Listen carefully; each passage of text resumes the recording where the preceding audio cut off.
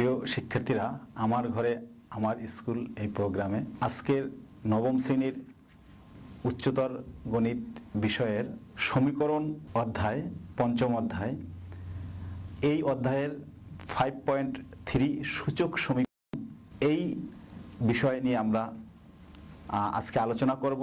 তোমাদের এর আগে আমরা দুইটা সমীকরণ নিয়ে আলোচনা করেছিলাম, একটা হলো দ্বিঘাত সমীকরণ আর একটা হলো বর্গমূল সংবলিত সমীকরণ। তো এখন এই সূচক সমীকরণ বুঝতে হলে আমাদের আগে মানে যে শিরোনাম, যে সূচক সমীকরণ কি, এটা একটু আমরা ধারণা নেই। যে কোনো সমীকরণে যদি চলক, আমরা জানি সমীকরণে, বীজগাণিতিক সমীকরণে সাধারণত একটা চলক থাকে বা একাধিক চলকও থাকতে পারে। তো কোনো সমীকরণে যদি চলকটাই ঘাত হিসাবে বা সূচক রূপে থাকে, তখন ওই সমীকরণকে বলা হয় সূচক সমীকরণ। যেমন আমি যদি এখানে লিখি 2x equals to 8, তো 2x equals to 8, এখানে দেখো চলক হলো x, যেটা 2 এর ঘাত হিসাবে আছে, সুতরাং এই সমীকরণটাকে আমরা বলবো সূচক সমীকরণ। তো এই সমীকরণের মূল নির্ণয় করা আমরা শিখব। তার আগে তোমাদের যেটা জানা আছে, লগ এবং সূচক জেনারেল ম্যাথে পড়ে আসছো, যে সূচকের কিছু সূত্র, তারপর আমি তোমাদের স্মরণ করিয়ে দিচ্ছি যে আমাদের এখানে কিছু সূত্র আমি উপস্থাপন করেছি। দেখো, এ নট মানে এর উপরে পাওয়ারটা যদি 0 হয়, উপরে পাওয়ার 0 হলে সেটার মান হবে 1। তো এরকম এর অর্থ হলো যে কোনো কিছুর পাওয়ার যদি, বেইজের পাওয়ারটা যদি 0 হয়, যেমন এখানে আমরা যদি দেখি 5 এর পাওয়ার 0, তাহলে তার মান হয়ে যাবে 1। কিংবা এখানে আছে 2x plus 1 কিন্তু পাওয়ার 0, তার মান হবে কি 1। তাহলে আমাদের এই সূত্রটা মনে রাখতে হবে, এর অলরেডি তোমরা পেয়েছো।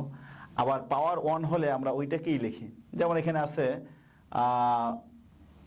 x to the power 1 equals to 5, তাহলে আমরা কি লিখি এটাকে x equals to 5, অর্থাৎ 1 পাওয়ারটা আমাদের উল্লেখ না করলেও হয়। যখন একই বেইজের উপরে দুটো ভিন্ন পাওয়ার থাকে, একটা পাওয়ারের উপরে আবার যদি পাওয়ার থাকে, অর্থাৎ পাওয়ারের উপরে যদি পাওয়ার থাকে, সেক্ষেত্রে পাওয়ার দুটো গুণ হয়। যেমন এখানে x এর উপরে পাওয়ার আছে 3, তার উপরে পাওয়ার হলো 7, তাহলে এটা কি হবে x to the power 21, অর্থাৎ পাওয়ারে পাওয়ারে গুণ হয়ে যায় একই বেইজের উপরে যদি পাওয়ারের উপরে আবার পাওয়ার থাকে। এরপরে দেখো এখানে কি আছে, বেইজ 1। আমাদের সূত্রগুলো কিন্তু এইভাবে মনে রাখতে হবে। তুমি যদি a to the power m a to the power n equals to a to the power m plus n এভাবে মুখস্থ করে মনে রাখতে চাও, সেটা কিন্তু মনে রাখা সম্ভব না। তোমার কি করতে হবে, বিষয়টা বুঝতে হবে যে কি বেইজ দুইটা এক, এখানেও বেইজ a, এখানেও বেইজ a, পাওয়ার দুইটা ভিন্ন। যখন বেইজ দুইটাকে একত্র করে আমরা লিখতে চাচ্ছি, তখন পাওয়ার দুইটা যোগ হয়ে যায়।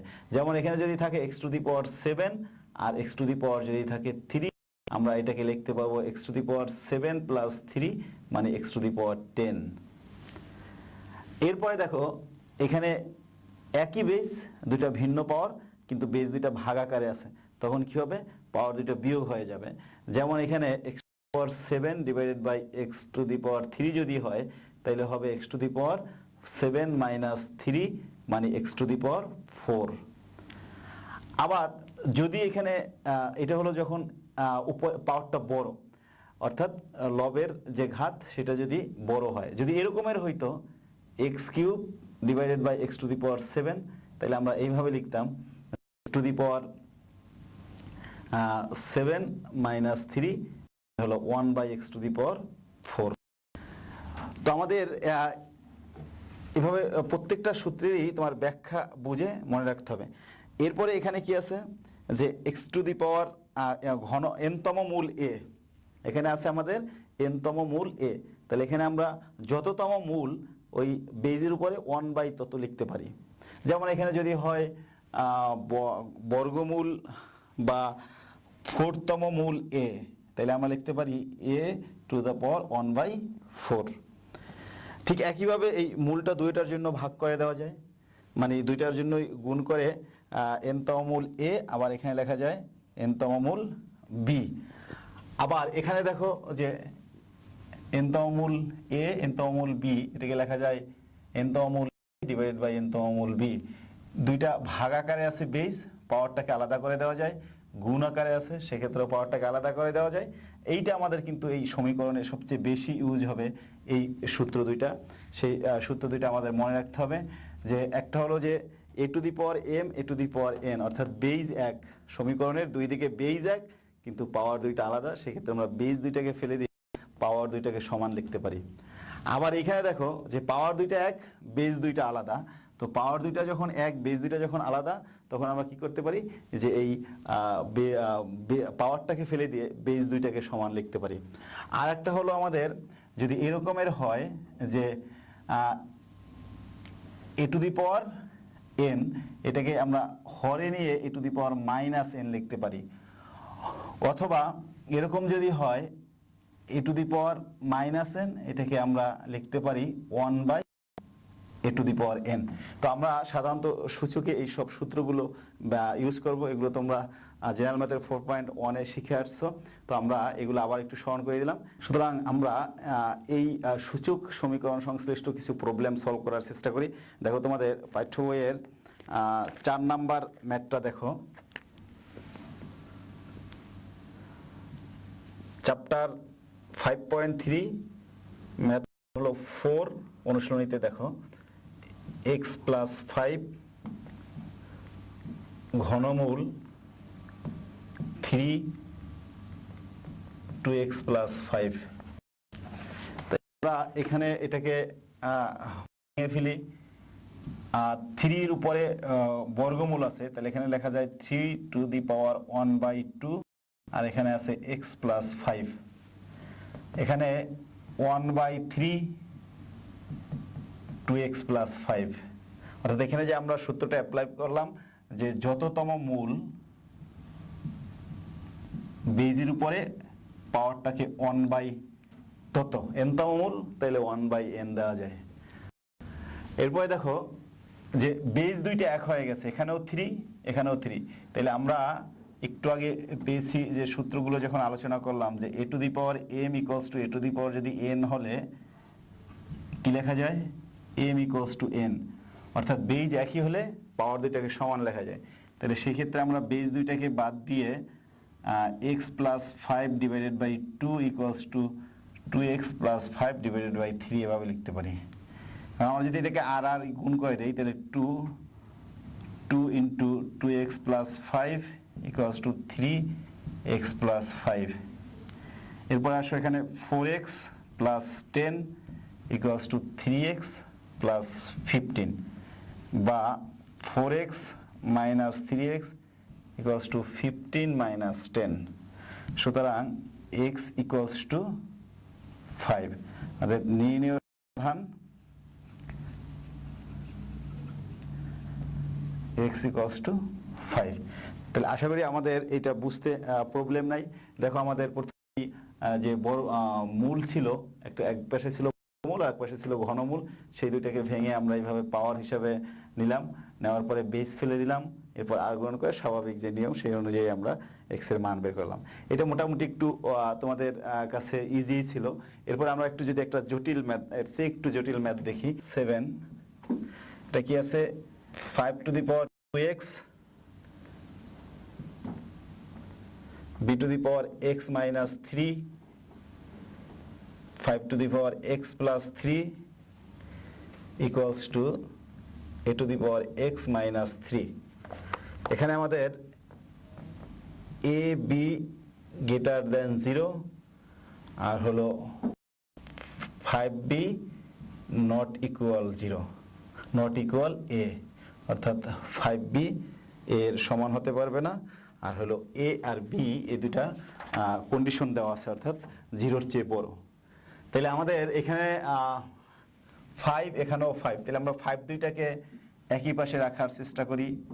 তাহলে 5 to the power 2x divided by 5 to the power x plus 3, আর এখানে আছে a to the power x minus 3, এটাকে আমরা বিটাকে ওই পাশে নিয়ে যাই, তাহলে b two the power x minus 3। এখন দেখো এখানে বেজ দুইটা এক হয়ে গেছে, তো আমরা বেজ দুইটা যদি এক হয় তাহলে আমরা যেটা জানি যে পাওয়ার দুইটা কি করতে হবে, আমাদের বিয়োগ করতে হবে। তাহলে সেক্ষেত্রে 5 to the power 2x minus X minus 3 plus minus এটা মাইনাস হয়ে গেল, আর এখানে a by B whole to the power x minus 3 লিখতে পারি। যেহেতু এখানে আমাদের যে পাওয়ারটা একই, তাহলে এই জন্য আমরা একই মানে ব্র্যাকেট দিয়ে এটাকে আটকে দিতে পারি। তাহলে এখানে কি আসে, 5 টু দি পাওয়ার 2x থেকে x চলে যাবে, থাকবে x minus 3 equals to a by B whole to the power x minus 3। দেখো এখানে মজার বিষয় হলো যে আমাদের পাওয়ার একই হয়ে গেছে। তো পাওয়ার যদি একই হয়ে যায় তাহলে সেক্ষেত্রে কি করতে পারি, আমরা পাওয়ার বাদ দিয়ে আমরা কি লিখতে পারি, যে বেস দুইটাকে ইকুয়াল লিখতে পারি। কিন্তু সেক্ষেত্রে থাকে কি যে B 5 equals to a by B, এটা তো হতে পারে না, কারণ আমাদের চলকই তখন থাকে না। এই জন্য আমরা এইভাবে এই প্রক্রিয়া বাদ দিতে পারি না। এই জন্য আমরা যেটা করতে পারি, 5 to the power x minus 3 divided by a plus B whole to the power x minus 3। তাহলে এখানে একটা ওয়ান তো ছিল, তাহলে সেই ওয়ানটাকে আমরা এখানে রেখে দিলাম ওয়ান। তো এখন দেখো, বা 5 divided by a by B equals to whole to the power x minus 3 equals to, এইখানে দেখো আমাদের ওয়ান আছে। তো ওয়ানের পরিবর্তে আমাদের এই বাম পাশের বেইজের সাথে মিলানোর জন্য যে কোনো সংখ্যা নিয়ে আসতে পারি। আমাদের এখানে আছে 5 divided by a by B, তাহলে আমরা ডান পাশে যে এইখানে 5 divided by a by B দিয়ে যদি পাওয়ার 0 দেই, তাহলে এইটার মান 1। এখন আমরা এইটা দিলাম কেন, এটা কোত্থেকে পেলাম, আমাদের বাম পাশে এইটা আছে, তাহলে আমাদের ডান পাশে ওইটা নিয়ে এসে দুই পাশের বেসটাকে মিলাতে হবে। তো এখন দেখো এইবার বেজ এক হয়ে গেছে, তাহলে পাওয়ার দুইটাকে আমরা সমান লিখতে পারি। এবার কি বেস ফেলে দিতে পারি, ওখানে তো পাওয়ার ফেলে দিতে পারি নাই, তো এখানে বেস ফেলে দিবে কেন, ওইখানে আমাদের বেজে তখন কোনো চলক ছিল না। তো আমরা যেই চলকের মান বের করতে বলেছে সেই চলককেই যদি ফেলে দেই, তাহলে তো আমরা চলকের মান আর পাবো না। যার কারণে আমাদের কি করতে হবে, যে এই প্রক্রিয়া আগাতে হয়েছে। তাহলে x মাইনাস 3 ইকুয়ালস টু 0 বা x ইকুয়ালস টু 3। সুতরাং নির্ণয় সমাধান 3। 11 নম্বরটা দেখি। তো 4 1 plus x plus 4 two the power 1 minus x equals to 10। তো এখান থেকে আমরা এক্স এর মান বের করতে চাই। এক্স এর মান বের করার জন্য আমাদের যে কাজ করতে হবে সেটা হলো আমাদের আলাদা করতে হবে 4 to the power 1 4 to the power x plus 4 to the power 1 divided by 4 to the power x equals to 10। অর্থাৎ আমাদের এই যে সূত্র a to the power m plus n equals to a to the power m into a to the power n, আবার a to the power m minus n equals to a to the power m divided by A to the power N. এই সূত্র অনুযায়ী আমরা ভেঙে দিয়েছি, এটা মাইনাসেরটা আর এটা হলো প্লাসেরটা। তাহলে এখানে লসাগু করলে কি হয়, 4 টু দি পাওয়ার এক্স, তাহলে আমরা এখানে নিয়ে আসতে পারি এটাকে 4 to the power x 4 into 4 to the power x whole square plus 4 to the power 1 মানে 4 0। আচ্ছা, এখন এটাকে আমরা এইভাবে লিখতে পারি 4 into 4 to the power x whole square plus 4 equals to 10 into 4 to the power X. তাহলে এখান থেকে এটাকে বাম পাশে নিয়ে আসি, তাহলে 4 to the power x whole square minus 10 into 4 to the power x plus 4 equals to 0। তাহলে দেখো এখানে আমরা যদি 2 দিয়ে ভাগ দিয়ে দেই, তাহলে 2 into 4 to the power x whole square minus 5 into 4 to the power x plus 2 equals to 0। তাহলে এখানে আমরা এটাকে 4 টু দি পাওয়ার এক্স কে যদি পি ধরে নেই, তাহলে কি হলো 2 P square minus 5p plus 2 equals to 0। কি করেছি, 4 to the power x equals two P ধরে আমাদের ক্যালকুলেশনের সুবিধার্থে 4 টু দি পাওয়ার এক্স এর মানটা আমরা কি ধরেছি, পি ধরে নিয়েছি। এখন দেখো যেখানে আমরা একটা দ্বিঘাত সমীকরণে পেয়ে গেছি, তো দ্বিঘাত সমীকরণে এখানে আমরা মিডল টার্ম ব্রেকআপ করে মানটা বের করে ফেলতে পারি। তো সেক্ষেত্রে আমরা যে কাজ করতে পারি, দেখো বা এটাকে middle term breakup 2p square, তাইলে হবে 4p minus P plus 2 equals to 0। তাহলে এখানে 2p কমন নেওয়া যায়, তাহলে কি আসে p minus 4, 1 common p minus 2 আর 1 কমন গেলে থাকে p মাইনাস 2 ইকুয়ালস টু 0। তাহলে বা p minus 2 2p minus 1 equals to 0। সুতরাং p মাইনাস 2 ইকুয়ালস টু 0 অথবা 2p মাইনাস 1 ইকুয়ালস টু 0। সুতরাং p মাইনাস 2 ইকুয়ালস টু 0 বা p ধরছিলাম কাকে আমরা 4 টু দি পাওয়ার x কে, তাহলে 4 to the power x equals to 2 বা এখানে এটাকে লেখা যায় 2 to the power 2x equals to 2, 2 to the power 1 বা 2x ইকুয়ালস টু 1 বা x ইকুয়ালস টু হাফ। আর এখান থেকে লেখা যায় কি দেখো বা 2p ইকুয়ালস টু 1 বা p ইকুয়ালস টু 1 বাই 2 বা আমরা p এর মান কি ধরেছিলাম 4 to the power x, 4 to the power x equals to 2 to the power minus 1 বা 2 to the power 2x equals to 2 to the power minus 1 বা তাহলে এখানে কি আসে যে আমাদের বেস ফেলে দেই, তাহলে 2x ইকুয়ালস টু মাইনাস 1 বা x equals to minus 1 by 2। তাহলে আমরা এক্ষেত্রে দেখো চলক দুইটা মান পেয়েছি।